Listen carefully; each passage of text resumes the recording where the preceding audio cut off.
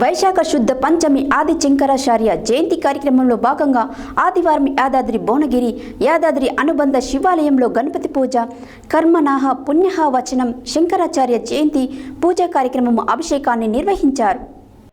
వైశాఖ శుద్ధ పంచమి ఆది శంకరాచార్య జయంతి కార్యక్రమంలో భాగంగా ఆదివారం యాదాద్రి భువనగిరి యాదాద్రి అనుబంధ శివాలయంలో గణపతి పూజా కర్మనః పుణ్యాహ వాచనం శంకరాచార్య జయంతి పూజా కార్యక్రమం అభిషేకాన్ని నిర్వహించారు. ఈ కార్యక్రమంలో ఆలయ ఈవో భాస్కర్ రావు, ప్రధాన పురోహితులు, శివాలయ అర్చకులు, శివాలయ ఇన్ఛార్జ్ పాల్గొనడం జరిగింది.